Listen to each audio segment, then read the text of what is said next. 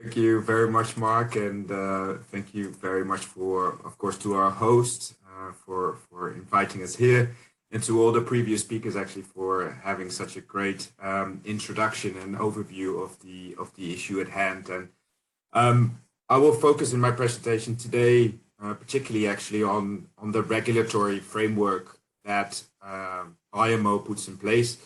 And the regulatory framework that IMO is working on obviously focused mostly on the ship side of things, but increasingly we actually see the importance of the interaction between ships and ports, particularly when it comes to the climate change issue and energy efficiency, and the important role of ports, both in kind of the energy supply side, in making sure that the supply chain is as efficient enough, and we've heard many good examples of the previous speakers about that.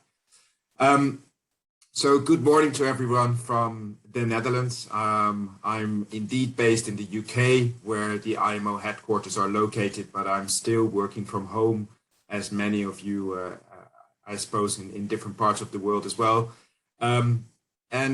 Just to give you a quick introduction to IMO, for those that are not familiar with the organization, we are, like you said, Mark, we were also part of the UN family, and we are a specialized agency that is actually mandated to regulate shipping worldwide. And we have been putting in place since 1948 various international conventions that regulate the over 50,000 merchant ships that are trading worldwide and connecting the world, and have been connecting the world, including during COVID, to make sure that world trade has been going on, even though some other parts of the world came to a standstill.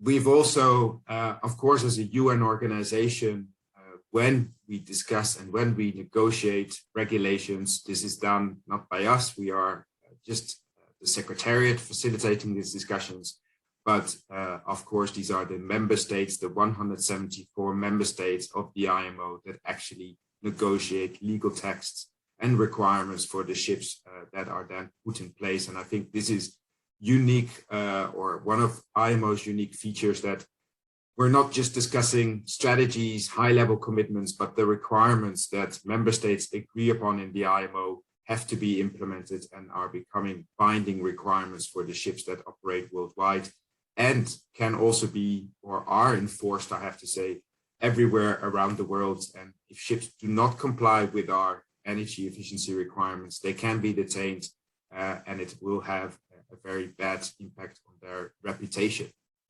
So I mentioned 174 member states, and I will highlight also in this presentation how the Pacific Island states are actually playing a very active role in our high-level negotiations and discussions. And one of the previous speakers from the Cook Islands actually mentioned and quoted some of the interventions by one of the delegates very active from the Cook Islands in the IMO. And I want to highlight as well how the Pacific Islands are shaping actually the regulatory framework and the discussions. So when it comes to greenhouse gas emissions, and particularly reducing greenhouse gas or CO2 emissions from international shipping and improving their carbon intensity, we have been working already for actually a decade. So it's exactly 10 years ago in 2011 when the IMO put in place the first energy efficiency requirements for global ships. And don't be afraid, I will not go into this slide in detail, but it's just highlighting you actually that as an organization, we have been working on specific requirements for individual ships since 2011. And many of those requirements you probably have heard, you're maybe vaguely aware of, but it actually consists of a regulatory framework that since 2011, so since 10 years ago, we have been expanding and we have been strengthening every year by putting in place new requirements and to make shipping as energy efficient as possible. And since 2013, all internationally operating ships of 5,000 GT and above are obliged to have on board a so-called Ship Energy Efficiency Management Plan, the SEMP, And that actually is a key document or a key requirement for ships to highlight and to look into their onboard energy efficiency.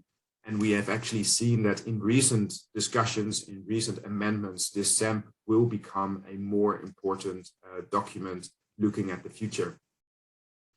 Since 2015, we have also been putting in place requirements, energy efficiency requirements for new built ships. These are the so-called EEDI, or the Energy Efficiency Design Index requirements.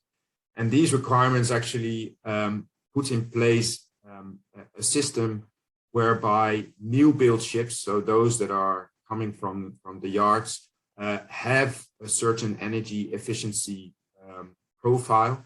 And these requirements have been strengthened in the various phases of the EEDI for the new built ships since 2015. Since 2018, we also have a global fuel consumption data collection system. Again, this is for ships of 5,000 GT and above that operate internationally.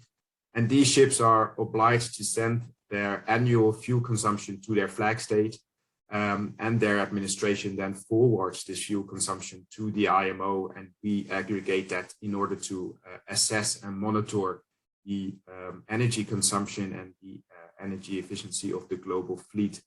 And we have actually received for 2019, which was the first year of reporting fuel consumption data for over 27,000 ships. And this data, of course, provides an extremely extremely helpful insight in what is the energy performance of the ships around the world. And of course, you can imagine that with charterers, with companies, with ports, financing institutions like banks are becoming more and more interested in what the energy efficiency operation of a ship is.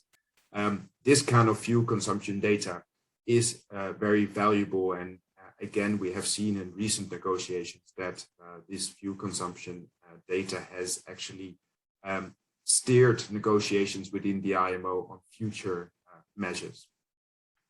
Obviously, and I think some of the previous speakers alluded to that as well, is that IMO regulates international operating ships. Now, domestic shipping is, particularly in the Pacific Island region, of course, a large part of the shipping activities. These domestic ships, in principle, do not really fall under IMO's international requirements, but we do see that a lot of the requirements of the IMO, of course, also trickle down to domestic ships, and I'll come back to that later in this presentation. So where are we today looking at ship emissions of the internationally operating fleet? We actually have been seeing the total GHG emissions since 1990 and the latest at 2020. We have seen an increasing amount of greenhouse gas emissions of CO2 equivalent emissions up to the year more or less 2009. And you can see here on the slide that in 2009, the total emissions of international shipping really peaked. At the same time, you can see that seaborne trade, so the overall volume of seaborne trade, and these are figures of our colleagues from UNCTAD, are continuing to increase. So total volumes of seaborne trade have been increasing since 2009, but because of the measures that IMO has put in place, and also because of the increase in size of ships, which of course led to kind of a sizing up of scale of the ships and thereby more energy efficient operations, there is a decoupling of the volume of trade that is transported globally related to the total CO2 emissions of shipping. However, ship emissions, CO2 emissions of international shipping represent still around 2.89, so almost 3% of the total global share of emissions. And this is actually increasing slightly since 2012, mostly because of other efforts of other industries and member states to reduce their CO2 emissions, and thereby the relative contribution of shipping has gone up slightly. But this percentage is, of course, a huge amount and is equal to a medium-sized member state. So, of course, more action is needed, like any other sector, like any other country around the world that has committed to reducing greenhouse gas emissions. International shipping has committed to do the same. And in 2018, the IMO agreed on our initial strategy on the reduction of greenhouse gas emissions. And this was really a landmark decision by the IMO and really set the global industry and showed the commitment of member states around the world in reducing CO2 emissions from global shipping. And this is just actually a snapshot of our plenary meeting room in London. Obviously, we haven't been there since early 2020, and we have moved all of our formal negotiations to a virtual meeting space. And we have actually succeeded in continuing negotiations on greenhouse gas reduction measures also in the virtual space. And this has allowed also certain member states, specifically member states remote from London, to actively participate in the virtual meetings, despite, of course, the time differences. But I think we're happy that we've been able to continue our negotiations also in this virtual way. Now, what does our initial strategy set out? And these are levels of ambitions for the years 2030 and for the year 2050. In terms of carbon intensity of international shipping, the level of ambition agreed by the member states is to reduce carbon intensity by 4% compared to 2008, and we're actually on a good way of doing that.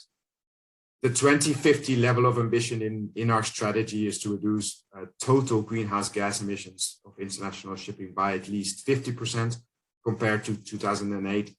And obviously, as I have shown on the previous slide, we're actually still far away from reducing total greenhouse gas emissions by 50%, as they're actually still slightly going up. So work is needed to achieve these levels of ambition. Very important, and particularly for the Pacific Island region, for all the stakeholders in the region, the member states, the governments in the region, the ports, the shipping companies, is that it's clearly recognized in our strategy that moving forward in putting in place measures to reduce greenhouse gas emissions from shipping, particularly attention should be paid to the needs of developing countries, particularly small island developing states and the least developed countries. And this is now very much enshrined in our discussions. And I actually put here a slide that shows actually how these discussions are currently taking place within the IMO. And I just put up a snapshot of a document that we received from a number of countries, including small island developing states such as the Cook Islands, Vanuatu, Antigua and Barbuda. So really highlighting how active these countries are in our discussions. And we have recently finalized the impact assessment of new short-term greenhouse gas reduction measures that were adopted last June and which will enter into force on the 1st of November 2022. And we did that impact assessment together with UNCTAD. And some of the conclusions are of particular relevance for the Pacific Island regions. And it says unequivocally that countries that are affected the most by climate change impacts, such as the Pacific Island regions, are already also facing high shipping and trade costs, with their trade depending almost exclusively of maritime transport to access regional and global markets. And this is something I think that we need to keep in mind in these discussions that we're having today, in the role of ports in the Pacific Island region, that of course, any measure that the IMO puts in place to reduce greenhouse gas from shipping needs to be absorbable for Pacific Island regions and not put them in a situation where the cost will increase massively. And so together with UNCTAD, also this impact assessment concluded that looking at future measures, but also aware of resource constraints of some of the developing countries, including Pacific Island states, UNCTAD expects that some countries will likely require support to mitigate the increased maritime logistic costs and alleviate the consequent negative impact on their real income and trade flows. And these are really considerations that now are driving the discussions within the IMO. And just to give you a very recent example of something that came out earlier this week, again, a document submitted earlier this week by Kiribati, the Marshall Islands, and the Solomon Islands, referring to the IPCC report that, Mark, you mentioned at the beginning of this webinar. Pacific Islands are calling on the IMO to work towards zero carbon shipping by 2050. And this will, of course, resonate in the discussions that we're going to have in the latter part of this year. Also looking at the COP climate conference in Glasgow later this year, but it's a clear signal how the Pacific Island region is steering the discussions within the IMO, calling for climate action, but at the same time, really underlining the fact that the contribution of CO2 emissions of the Pacific Islands is very small, and therefore any measure should have a very small impact on the cost of shipping in the Pacific Island region. Now, these were just a couple of references to our regulatory framework. At the same time, the IMO is actually working also to support countries worldwide with the implementation of our regulation, and we have put in place a number of projects to support also particularly the Pacific Island regions with our regulations. One of these projects is the so-called GMN, the MTCC, which is the Maritime Technology Cooperation Centers that have been established around the world, including one in the Pacific, and that really help the countries in the Pacific to implement IMO's regulations, but also to support cooperation between the port sector, between the national shipping companies, the private sector, in order to comply with IMO's regulations. And I think our host, Aranda, has been quite involved in some of the projects or some of the activities under this project. One of the examples or one of the key projects that has been taken up under this MTC Pacific project was the installation of solar panels on small ships to really see also what is kind of the potential of looking into renewable energy generation for the smaller domestic vessels in order to move towards low carbon shipping. We also put in place a recent project together with one of our donors, Norway, and the Cook Islands and the Solomon Islands are both lead partner countries, and the Cook Islands is represented by the Ministry of Foreign Affairs and the Solomon Islands by the Maritime Authority. And in these projects, there is a specific component that really looks into cooperation between shipping and ports, supporting the development of port emission inventories, port emission reduction strategies, and so building up really on some of the work done already by the MTCC Pacific and highlighting where are the opportunities for ports and cooperation in reducing CO2 emissions. And finally, the last slide of this presentation is where are opportunities for ports, including in the Pacific Island regions, particularly when it comes to supplying low carbon fuels to the shipping industry. And I think it's very clear from where the world is today, from the discussions in the IMO, that our future measures will require ships to move away from fossil fuels. So we will see an end to the use of heavy fuel oils and a take-up of alternative low carbon fuels. And there are many alternative fuels that are being discussed: ammonia, hydrogen, methanols, but also batteries and solar power. And of course, deep sea ships is a total different segment than smaller domestically operating ships.